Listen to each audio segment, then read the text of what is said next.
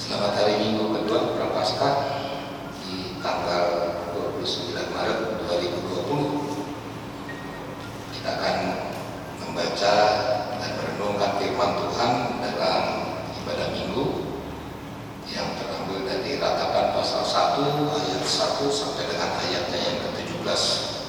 Namun sebelumnya kita berdoa. Bapa di surga, diamkanlah semua suara dalam hati kami kecuali suara Tuhan, agar ketika kami membaca Alkitab dan merenungkan firman Tuhan di dalamnya, kami dikuatkan dan dimampukan untuk hidup beriman kepada Engkau. Berkata-katalah kepada kami, ya Yesus, karena kami bersedia mendengarkan sabda-Mu. Amin. Ratapan pasal 1 ayat 1 sampai dengan ayatnya yang ke-17 diberi judul oleh Lembaga Alkitab Indonesia, Keruntuhan dan Kesunyian Yerusalem. Begini kata firman Tuhan, betapa terpencilnya kota itu yang dahulu ramai, laksana seorang jagalah ia yang dahulu agung di antara bangsa-bangsa, yang dahulu ratu di antara kota-kota, sekarang menjadi jajahan. Pada malam hari terseduh-seduh ia menangis, air matanya bercucuran di pipi. Dari semua kekasihnya tak ada seorang pun yang menghibur dia. Semua temannya mengkhianatinya, mereka menjadi seterunya. Yehuda telah ditinggalkan penduduknya karena sengsara dan karena perbuatan perbudakan yang berat. Ia tinggal di tengah-tengah bangsa-bangsa namun tidak mendapat ketentraman. Siapa saja yang menyerang dapat memasukinya pada saat ia terdesak. Jalan-jalan ke Sion diliputi dukacita karena pengunjung-pengunjung perayaan tiada. Sunyi senyaplah segala pintu gerbangnya, berkeluh kesahlah imam-imamnya, bersedih pedih darah-darahnya, dan ia sendiri pilu hatinya. Lawan-lawan menguasainya, seteru-seterunya berbahagia. Sungguh Tuhan membuatnya merana karena banyak pelanggarannya. Kanak-kanaknya berjalan di depan lawan sebagai tawanan. Lenyaplah dari putri Sion segala kemuliaannya. Pemimpin-pemimpinnya bagaikan rusa yang tidak menemukan padang rumput. Mereka berjalan tanpa daya di depan yang mengejarnya. Terkenallah Yerusalem pada hari-hari sengsara dan penderitaannya akan segala harta benda yang dimilikinya dahulu kala. Tak kala penduduknya jatuh ke tangan lawan, tak ada penolong baginya. Para lawan memandangnya dan tertawa. Karena reruntuhannya, Yerusalem sangat berdosa sehingga najis adanya. Semua yang dahulu menghormatinya sekarang menghinanya, karena melihat telanjangnya, dan ia sendiri berkeluh kesah dan memalingkan mukanya. Kenajisannya melekat pada ujung kainnya, ia tak berpikir akan akhirnya. Sangatlah dalam ia jatuh, tiada orang yang menghiburnya. Ya Tuhan, lihatlah sengsaraku karena si seteru membesarkan dirinya. Si lawan mengulurkan tangannya kepada segala harta bendanya. Bahkan harus dilihatnya bagaimana bangsa-bangsa masuk ke dalam tempat kudusnya. Padahal Engkau, ya Tuhan, telah melarang mereka untuk masuk jemaah-Mu. Berkeluh kesah seluruh penduduknya, sedang mereka mencari roti, harta benda mereka berikan ganti makanan untuk menyambung hidupnya. Lihatlah ya Tuhan, pandanglah betapa hina aku ini. Acuh tak acuhkah kamu sekalian yang berlalu? Pandanglah dan lihatlah apakah ada kesedihan seperti kesedihan yang ditimpakan Tuhan kepadaku, untuk membuat aku merana tak kala murkanya menyala-nyala. Dari atas dikirimnya api masuk ke dalam tulang-tulangku, dihamparkannya jaring di muka kakiku, didesaknya aku mundur, aku dibuatnya terkejut. kesakitannya sepanjang hari. Segala pelanggarannya adalah kuk yang berat, suatu jalinan yang dibuat tangan Tuhan yang ditaruh di atas kuku sehingga melumpuhkan kekuatanku. Tuhan telah menyerahkan aku ke tangan orang-orang yang tidak dapat kutentangi. Tuhan membuang semua pahlawanku yang ada dalam lingkunganku. Ia menyelenggarakan pesta menentang aku untuk membinasakan teruna-terunaku. Tuhan telah menginjak-injak putri Yehuda darah itu seperti orang mengirit memeras anggur. Karena inilah aku menangis, mataku mencucurkan air karena jauh daripadaku penghibur yang dapat menyegarkan jiwaku. Bingunglah anak-anakku karena terlampau kuat si seteru. Siap mengulurkan tangannya tetapi tak ada orang yang menghiburnya. Terhadap Yakub dikerahkan Tuhan tetangga-tetangganya sebagai lawan. Yerusalem telah menjadi najis di tengah-tengah mereka.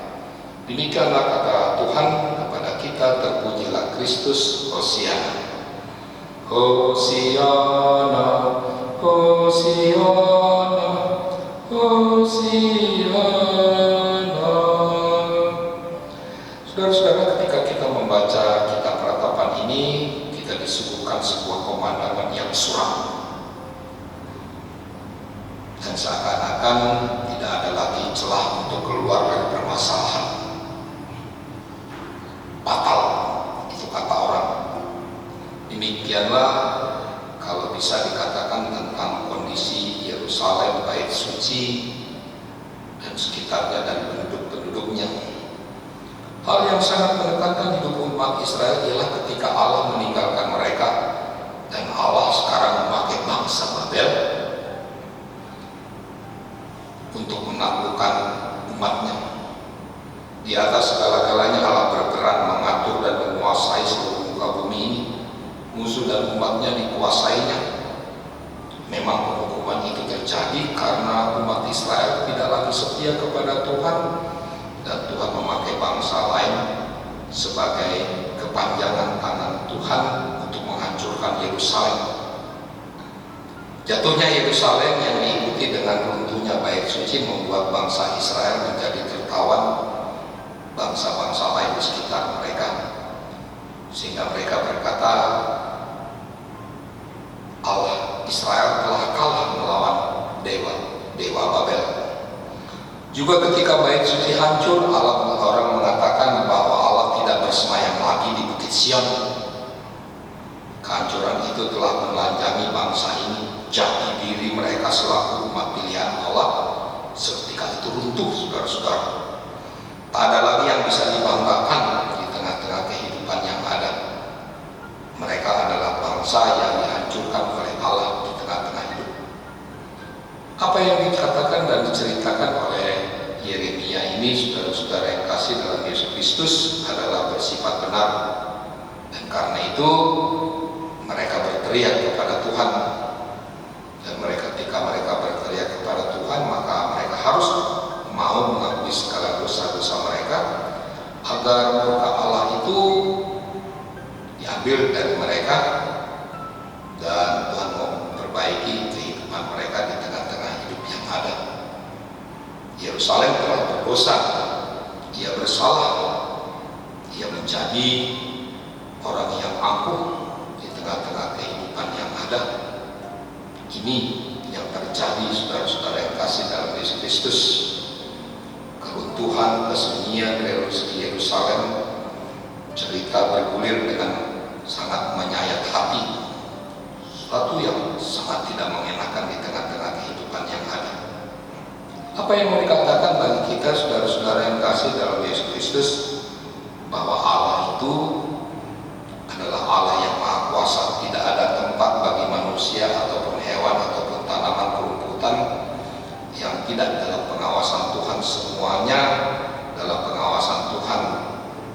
Semuanya bisa menjadi baik dan tentram, semuanya bisa menjadi segala sesuatu yang indah kalau kita selalu bergantung, bergelayut dalam tangan kasih dan anugerah Tuhan.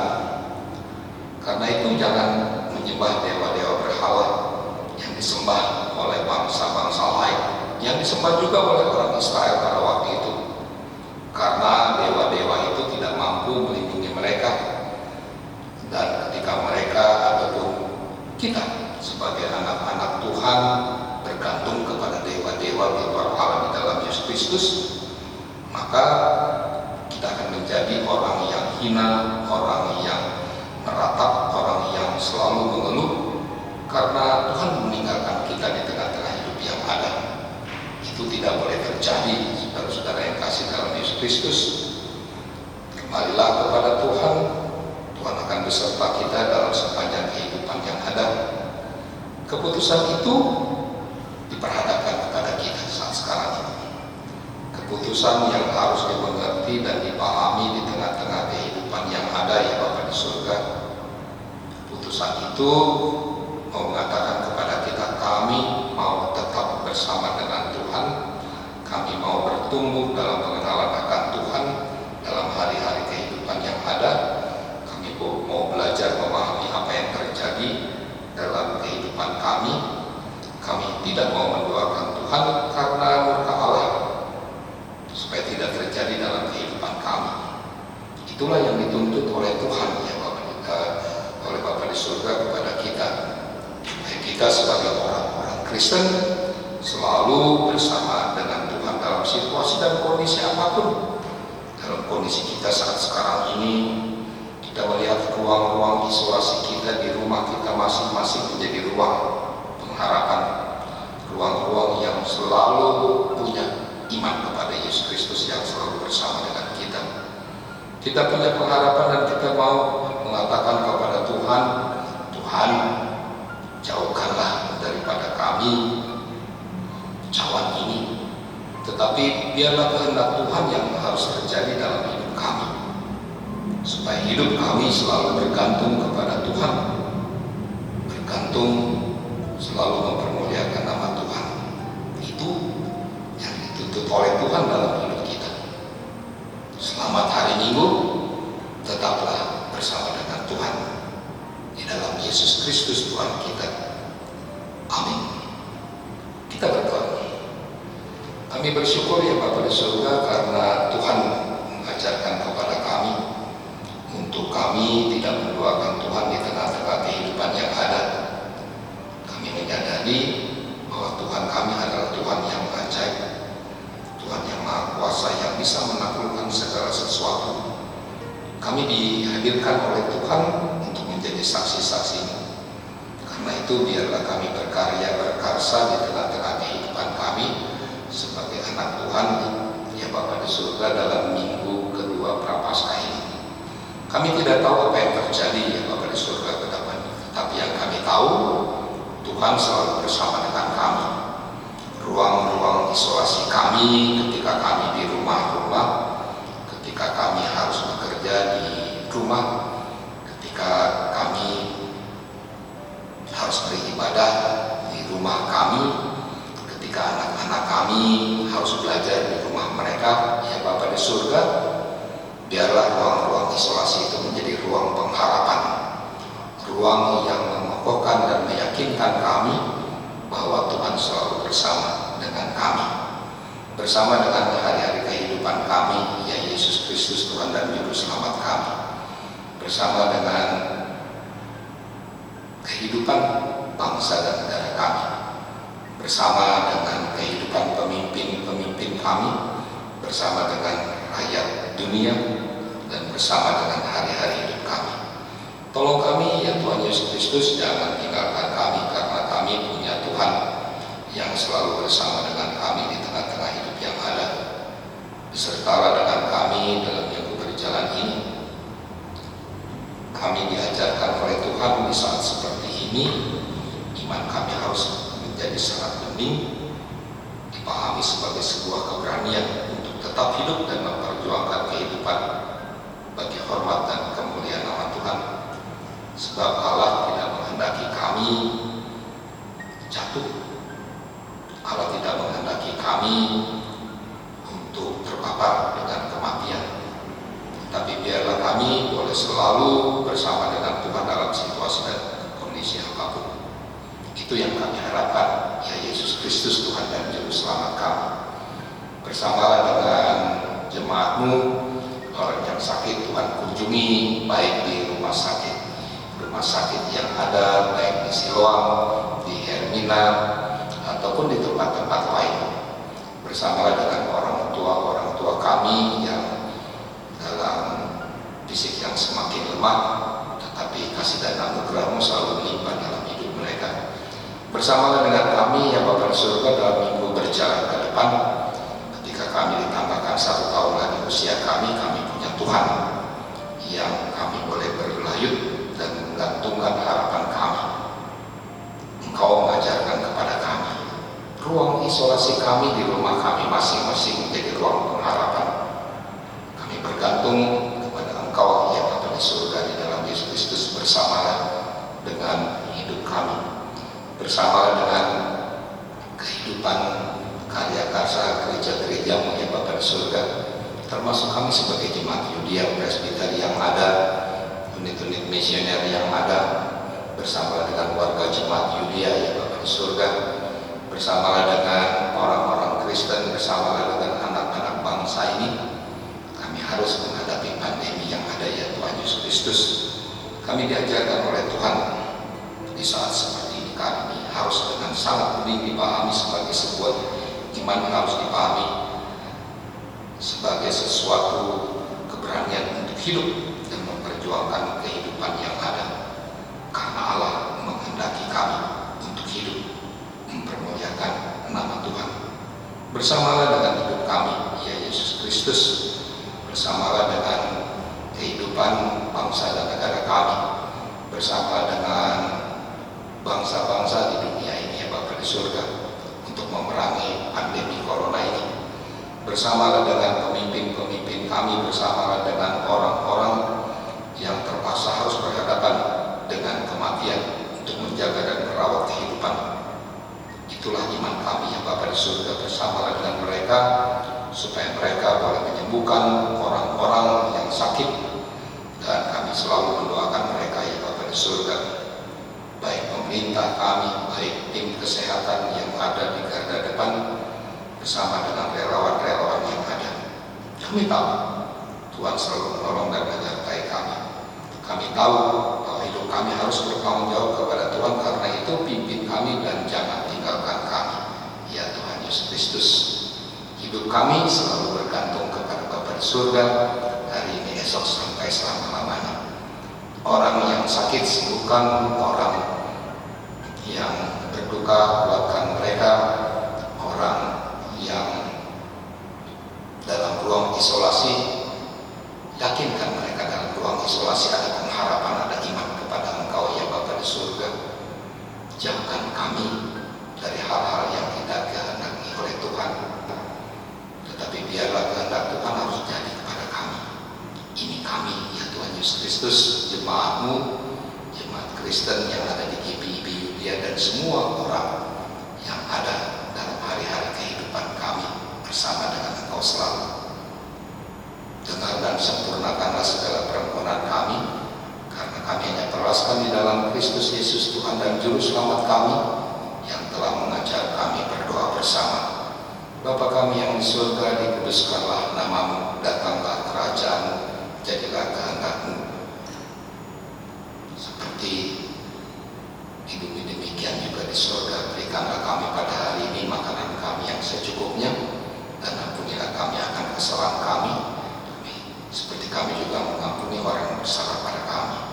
Dan janganlah bawa kami ke dalam pencobaan, tapi lepaskanlah kami daripada yang jahat, karena Engkau yang punya kerajaan dan kuasa dan kemuliaan sampai selama-lamanya. Amin.